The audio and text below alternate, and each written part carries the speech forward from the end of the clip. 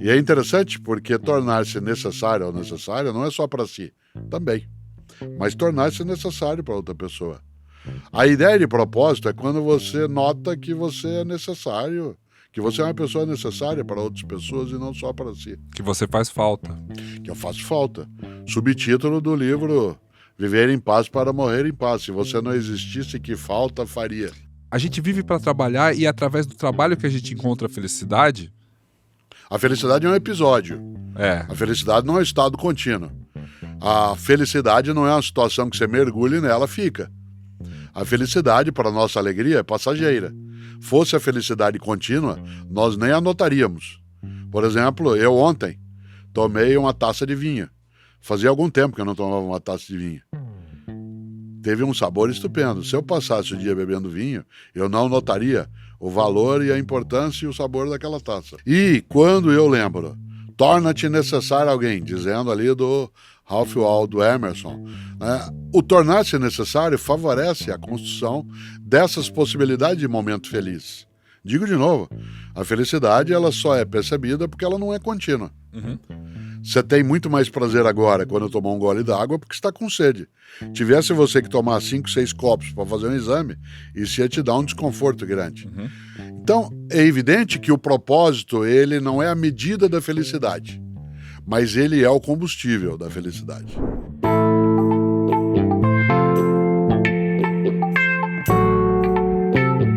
Como que a gente pensa numa frase assim, por exemplo, trabalhe com aquilo que você gosta, que você nunca vai mais precisar trabalhar na vida, né? Isso era um mantra que foi usado por muitos anos, mas qual que é o perigo? Bom, você já me viu, Pedro, dizer em alguns momentos, quando alguém diz assim, eu gostaria de trabalhar no que eu quero, eu gosto de trabalhar no que eu gosto, e eu sempre digo, bom, só um imbecil gostaria de trabalhar com o que não gosta. A questão é que para eu trabalhar no que eu gosto, eu tenho que trabalhar com muita coisa que eu não gosto. Isto é, para eu ser capaz de obtenção daquilo que é para mim meu horizonte, minha meta, meu propósito, há muitas coisas que eu tenho que fazer e que não necessariamente eu quero fazer. Exemplo concreto, eu tenho como propósito ter uma longevidade maior para conviver com os meus netos e netas. Para isso eu preciso me cuidar. Para isso eu tenho que fazer esteira diariamente e fazer musculação 3 vezes por semana. Eu detesto. Eu detesto fazer esteira e detesto fazer musculação. Certo? Mas eu faço. Por quê? Porque aquilo em nome do qual eu faço musculação é mais importante do que o meu modo de sabor de ter que fazê-la. Nesta hora, né, quando você lembra, né, trabalhe no que você gosta, usando lá a autoajuda clássica, e aí nunca mais você vai ter de trabalhar, essa expressão ela é um pouco estranha, porque ela coloca ali algo que dá a impressão de que o gostar de uma atividade vai resolver todas as questões.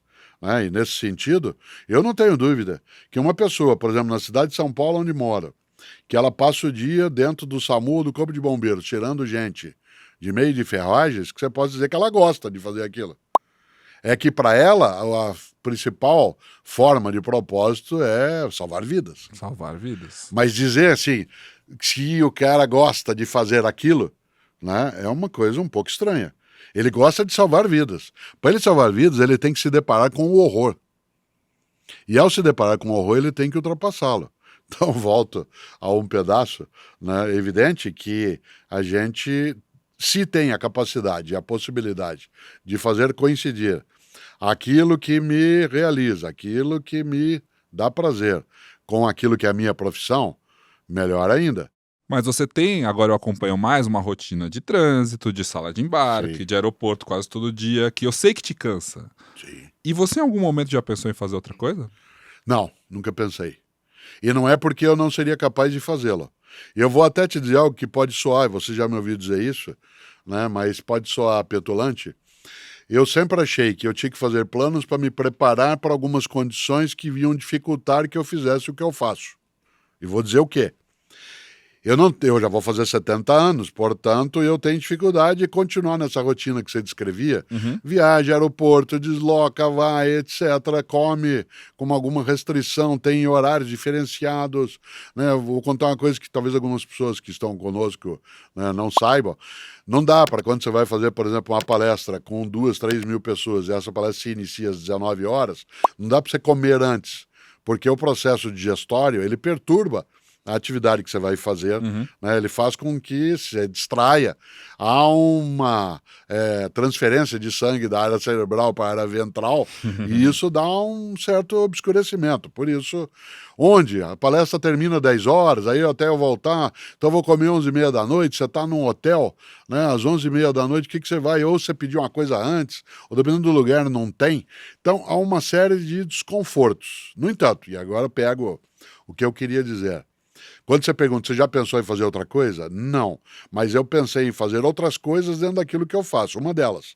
Porque eu vou tendo mais idade, vou tendo alguns bloqueios, alguns atrapalhadores, pode ser que em algum momento eu tenha dificuldade de me deslocar. Então, uma parcela do que eu gosto de fazer é atividades que eu posso fazer sentado, ou no lugar onde eu estava, ou naquilo que agora é o online, ou no rádio. Ou no podcast? Ou no podcast, é isso. É que antes eu não tinha, só tinha o rádio. Então me preparei, você sabe disso, né, nos 30 anos mais recentes, para ir entrando paulatinamente na atividade do rádio. Sim. Não só eu sou comentarista, como eu durante muito tempo fiz várias coisas nisso, que eu pudesse fazer como eu estou agora fazendo aqui sentado contigo. Né, em que eu tenha, digamos, um nível maior de conforto. Vou até dizer algo que eu não quero que pareça, né, um pouco estranho, em excesso, mas eu poderia fazê-lo agora, se eu tivesse dificuldade de mobilidade por qualquer razão, né, do modo como estamos fazendo. Então, isso sim. O que eu não posso ter? Eu não posso ter bloqueio da capacidade mental, intelectual, não posso ter nenhuma perturbação no campo cerebral, porque isso sim me impediria de fazer o que faço. Ora, quando você pergunta, você já quis fazer outra coisa? Não. Eu gosto muito de fazer o que faço, venho gostando mais na década mais recente. Esse reconhecimento que vem à tona, ele é extremamente afetivo, ele cria mais responsabilidade, porque eu preciso cautela. O mundo digital registra todas as coisas por um modo mais perene. Uma coisa é você falar algo numa sala de aula e aquilo se perde, outra coisa é deixar aquilo gravado, entre aspas, para sempre. E acho que é bom você ter dado esse gancho e ter citado tanto o mundo digital, porque eu tenho aqui, na fala sobre propósito, um discurso na formatura de Harvard, que você gosta, né? Você admira, acho que a gente vai falar sobre isso em outro episódio. Mas em 2017, na formatura de Harvard, o Mark Zuckerberg, fez um discurso que ele dizia que não basta só... Que não concluiu Harvard, mas fez um pouco de Harvard. Que não basta só você ter um propósito, ou seja, o líder da empresa, né? Você tem que criar um senso de propósito para os outros. E aí no discurso dele, que eu não vou ler inteiro, mas ele diz que uma das histórias favoritas que ele tem é aquela do John Kennedy, quando ele visitou o NASA Space Center. E aí ele viu o zelador lá, alguém da faxina, com uma vassoura, e pergunta o que ele está fazendo. E o zelador responde: senhor presidente, eu estou ajudando a colocar o homem na Lua. Né? Propósito é o senso de que somos parte de algo maior que nós mesmos, que trabalhamos para algo melhor adiante. E que o propósito cria felicidade de verdade. Ou seja, é entregar para as pessoas o senso de que o pedacinho que ela faz contribui para o todo. Você acha que é isso? Para a gente não ficar tão elitista nesse papo. Sim, claro. Acho que não E mais... É dever de quem está na liderança, nos cargos de chefia e em outras posições elevadas da sociedade, criar esse senso de propósito para as corporações? É mais do que criar o senso, acho que é criar a ocasião para que ele possa aflorar, né? Criar a circunstância em que isso tem que vir. Mas você se lembra, eu fui secretário na capital paulista de educação e eu relato isso no livro Qual é a Tua Obra? Eu me lembro que durante o dia inteiro, que eu tinha reuniões do gabinete, na época a secretaria na Avenida Paulista, né, a senhora que fazia café, cada vez que chegava alguém para uma reunião, para uma visita, para um contato, ela entrava, trazia o café, a gente tomava. Lá no fundo do corredor ficava uma máquina de tirar cópias de documentos, quando eles eram não escaneados, porque não existia, né?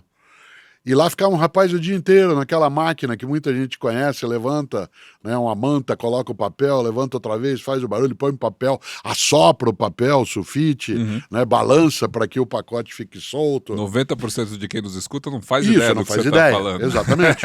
E é bom olhar, porque assim era. Né? Aquele menino passava o dia fazendo cópias, achando que o trabalho dele na área de educação era fazer cópia.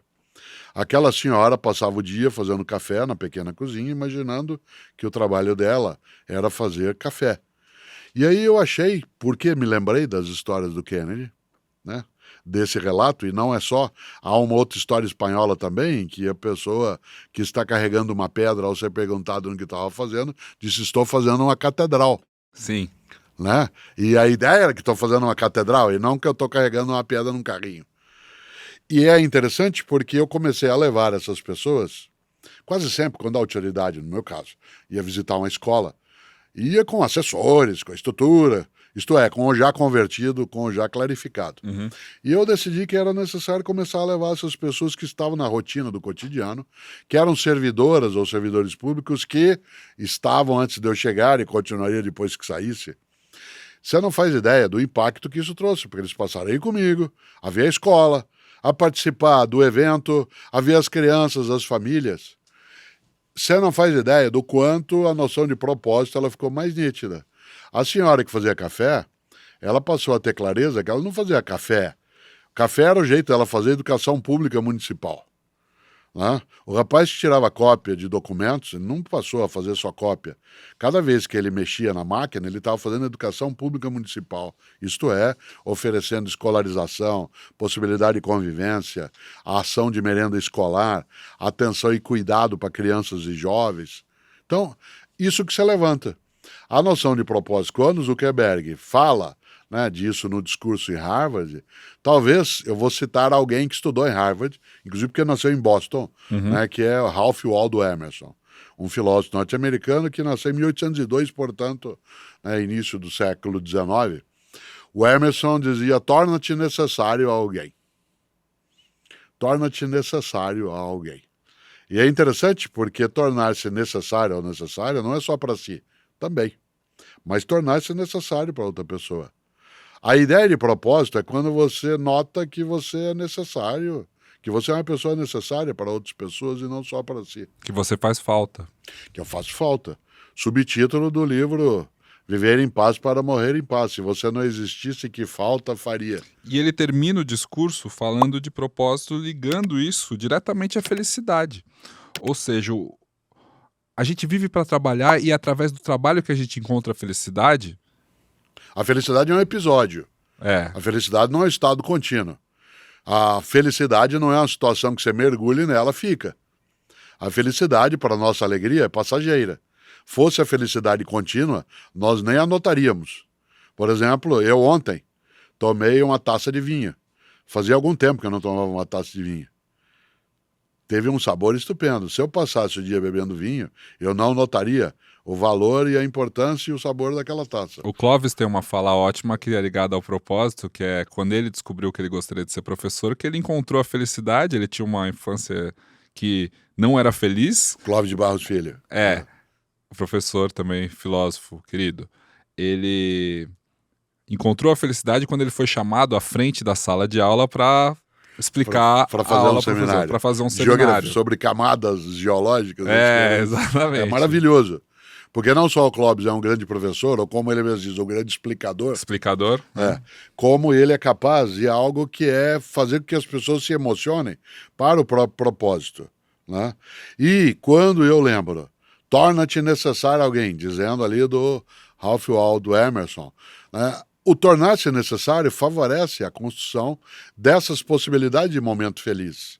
Digo de novo, a felicidade ela só é percebida porque ela não é contínua. Você tem muito mais prazer agora quando tomar um gole d'água porque está com sede. Tivesse você que tomar 5, 6 copos para fazer um exame, isso ia te dar um desconforto grande. Então, é evidente que o propósito ele não é a medida da felicidade, mas ele é o combustível da felicidade. E ele tem que estar ligado ao trabalho? Não Você tem que ter necessariamente. momentos felizes no trabalho? Você pode tê-lo e pode não tê-lo. Eu falei da educação, vou dar outro exemplo. Quando eu estava com a equipe na Secretaria de Educação na capital paulista, nós notamos que o maior número de pessoas na prefeitura, funcionários públicos analfabetizadas, eram os sepultadores dos cemitérios da cidade. Coveiro? Mas o nome técnico é sepultador. Né? Os sepultadores que passavam o dia colocando, cavando e colocando, né, corpos dentro dos túmulos, eles eram o maior número de funcionários. Você já imaginou? De um serviço público que eram analfabetizados. Nossa. Por isso, nós decidimos fazer salas de alfabetização nos velórios. Por uma razão. Algumas profissões, a pessoa não quer que saibam que ela a tem, embora ela seja relevante.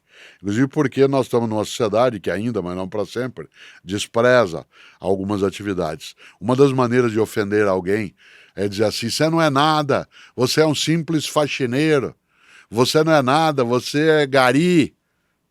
Já deu encrenca, inclusive vazando áudio em programas de TV, né, por conta de pessoas brincarem com isso. Isso é uma das coisas que o digital faz a diferença. O mundo mudou e evoluiu muito desses últimos 30 anos. Eu acho que na época que você foi secretário de Educação, isso era muito mais presente. Do quê? O preconceito, a diferença Sim, social, mas ele persiste, da classe. em algumas coisas. Persiste velado, mas hoje ele é identificável. Hoje claro, ele é capturável. Ele é denunciável. Existe uma conscientização ele é maior. evidente. Existe uma conscientização maior pelos movimentos que foram criados também nas redes sociais. Mas queria chegar num ponto naquilo que eu dizia. Para abrir classes de alfabetização, era necessário fazê-la para quem é sepultador no próprio cemitério. Porque ninguém que sai de um cemitério que ele passa o dia sepultando corpos, ele quer ir para casa para tomar banho. Ele não vai para uma escola, que ele se sente sujo por conta da atividade. E nós montamos as salas dentro dos velórios no horário de não funcionamento.